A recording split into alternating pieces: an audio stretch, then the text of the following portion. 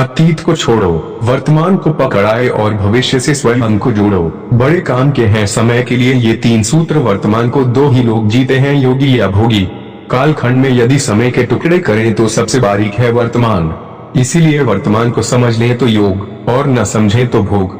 इसीलिए दार्शनिकों, विद्वानों, साधु संतों ने कहा है अतीत को छोड़ो, वर्तमान को पकड़ो और भविष्य से अपने आप को जोड़ो। समय के लिए ये 3 सूत्र बड़े काम के हैं, छोड़ो, पकड़ो और जोड़ो। हमें सबसे अधिक काम वर्तमान को लेकर करना चाहिए। सबसे ज्यादा सावधानी वर्तमान के प्रति रखनी चाहिए। इसी अवस्था में जीवन जीवंत है। भूतकाल में जीवन के साथ यादें हैं, भविष्य में जीवन एक कल्पना है, लेकिन वर्तमान में जीवन भी जिंदा है। जिंदगी को जिंदा देखना हो तो वर्तमान को ठीक से जीना सीखना होगा। वैसे तो मुर्दे के पास भी एक जिंदगी होती है। आखिरी सांस लेने के बाद जलाए या दफनाए जाने तक जो समय होता है वह मुर्दे की जिंदगी है। हमने यदि वर्तमान को नहीं समझा तो हमारी जिंदगी भी मुर्दे की तरह है। वर्तमान कितना बारीक है थोड़ा इसे भी समझना पड़ेगा, क्योंकि वर्तमान तुरंत अतीत में बदल जाता है और भविष्य शीघ्र वर्तमान में उतर आता है। वर्तमान से हासिल क्या होता है थोड़ा यूं समझते हैं। अतीत की पूंजी है यादें, स्मृतियां जो अधिकांश मौकों पर अशांत करती हैं। यादें भ्रम और भय पैदा करती हैं। भविष्य की पूंजी है कल्पनाएं, जिससे बेचैनी उतरती है। अब आते हैं वर्तमान पर। इसके 2 भाग कर लीजिए। यदि वर्तमान में जीना चाहें तो यह मालूम होना चाहिए कि हम 3 चीजों से बने हैं, शरीर, मन और आत्मा। वर्तमान यदि शरीर केंद्रित है तो भोग और विलास के सिवाय कुछ हासिल नहीं होगा। यदि मन केंद्रित है तो मन का तो स्वभाव ही है वर्तमान पर कभी नहीं टिकना। वह या तो अतीत में खो जाता है या भविष्य में छलांग लगाने लगता है। अब बात आती है आत्मा की। यदि अपने वर्तमान में आत्मा के साथ जिएंगे तो दुनिया में आपसे बड़ा शांत, सौम्य, विनम्र और जीवन के हर पल का आनंद उठाने वाला कोई दूसरा नहीं होगा। तो 2 रास्ते हैं वर्तमान के, एक शरीर का, दूसरा आत्मा का। अब किसका चयन करना यह आप पर है। सबसे पहले तो यह समझ लें कि मन को रोके बिना वर्तमान पर नहीं पहुंचा जा सकता। यदि मन सक्रिय है तो या तो आप अतीत में पड़े हैं या भविष्य में गिरे हुए हैं। यहाँ वर्तमान से आपका कोई लेना देना नहीं होगा। सिर्फ इस भ्रम में होंगे कि हम वर्तमान में हैं, लेकिन सच यह है कि मन के सक्रिय होते कोई वर्तमान में हो ही नहीं सकता। वर्तमान में देह तो सक्रिय होगी, लेकिन इससे काम नहीं चलेगा। चेतना जागृत होनी चाहिए। यदि चेतना जागृत नहीं है तो देह वर्तमान में केवल भोग विलास ही कर पाएगी। चेतना जागृत कैसे होगी? इसके लिए मन पर काम करना पड़ेगा। चेतना यानी हमारी कॉन्शियसनेस। चेतना सबसे बड़ा काम यह करती है कि जैसे ही अतीत की कोई बात याद आती है वह समझाती है कि जरूरी हो और कोई अनुभव लेना हो तो ही भूतकाल की घटना को याद करो और तुरंत विदा भी कर दो। ऐसे ही चेतना समझाती है कि भविष्य की योजनाएं बनाओ, आने वाले समय को लेकर होमवर्क भी कर लो, लेकिन बेचैनी शुरू होते ही तुरंत विदा करो। तब आप इस शरीर से वर्तमान को जी सकेंगे। यदि वर्तमान पर नहीं टिकते हैं तो हमारे जीवन में जो भी घटना आएगी चिंता लेकर आएगी। चिंता अधिक समय टिक जाए तो बीमारी बन जाती है।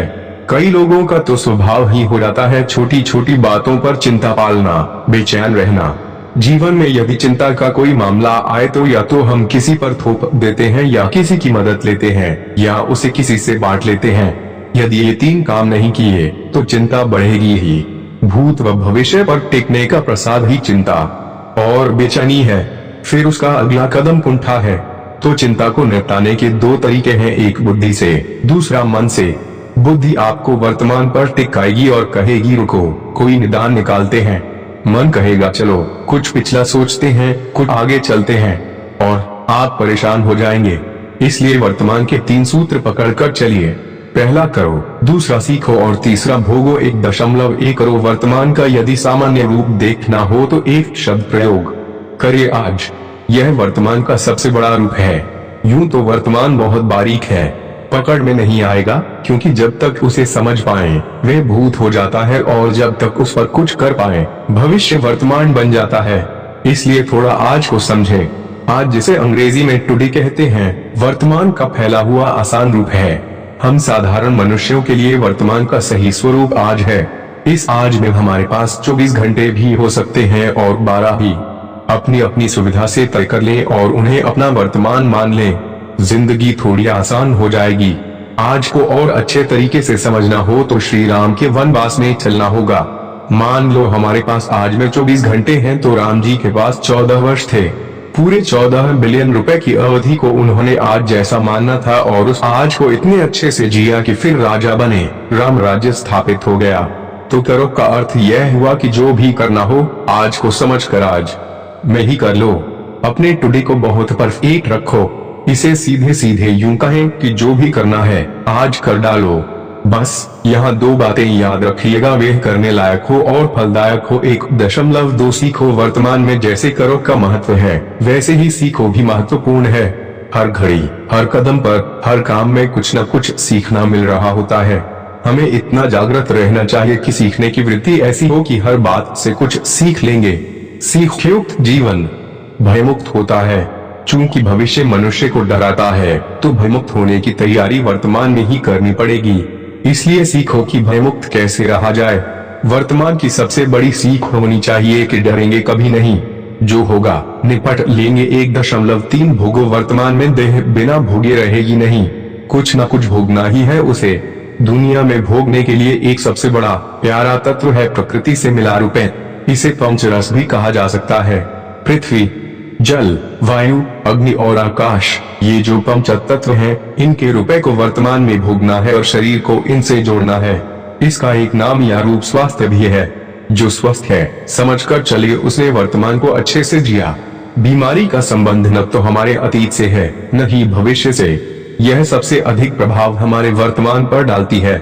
इसलिए प्रकृति के पंचरस का पान करते रहें। इसका सबसे बड़ा स्वाद या कहें प्रभाव यह है कि आप बाहर से सक्रिय होते हैं और भीतर से शांत रहने लगते हैं। इतना अच्छा वर्तमान कौन नहीं चाहेगा। वर्तमान से जुड़ने, उसको ठीक से भोगने के लिए एक बहुत अच्छा प्रयोग है सांस का। अपनी हर आती जाती सांस के प्रति जितने होशपूर्ण होंगे वर्तमान को उतने अच्छे से भोग सकेंगे। इसलिए जब भी समय मिले कमर सीधी, आंखें बंद कर अपनी सांस को भीतर जाते बाहर आते हुए देखिएगा। कोई कठिन काम नहीं है, यह बड़ा आसान है और पाएंगे वर्तमान आपकी मुट्ठी में है। चूंकि हमें वर्तमान में जीना है तो भूत यानी अतीत को भी समझना होगा। तो चलिए थोड़ा इसे भी समझ लेते हैं। भूतकाल सबका अपना अपना है। यह जिंदा ही स्मृतियों के कारण है। दुनिया में जितने भी बोझ हैं उनमें सबसे बड़ा स्मृति का बोझ है। यादों की लंबी सूची हर एक के पास होती है और उनको यदि बोझ बना ले तो जीवन की चाल लड़खड़ाना ही है। उसी का नाम अशांति है। भूतकाल और भविष्य काल ये सब हमारी सुरक्षा के इंतजाम है। हम बहुत डरे हुए हैं तो अतीत उस डर को अशांति में बदलता है, भविष्य का चिंतन और बेचैन कर देता है। फिर हम सोचते हैं परेशानी पैदा हुई है तो इलाज भी यही मिलेगा। लेकिन विमुक्त होने के लिए एक ही रास्ता है, वर्तमान पर टिक जाना। यह भी तय है कि भूत भविष्य से पूरी तरह से कोई कट नहीं सकता। तो जब भूतकाल में हो 3 काम करें। पहला भूलें, दूसरा भूल सुधारें और तीसरा अनुभव लें। 2.1 भूलें, अपने अतीत को भूल जाएं। इसे जितना याद रखेंगे उतने अधिक परेशान होंगे। भूत को भूलने के लिए मन को स्थिर करना होगा और यहाँ काम आएगा ध्यान यानी मेडिटेशन। जब हम ध्यान में उतरते हैं तो अपने भूतकाल को भूल रहे होते हैं। 2.2 भूल सुधारें। भूतकाल का सबसे बड़ा लाभ यह उठाएं कि जिंदगी में जो भूलें की हैं उनको सुधारें। कोई यह दावा नहीं कर सकता कि मैंने जिंदगी में कोई भूल नहीं की। भूल सबसे होती है।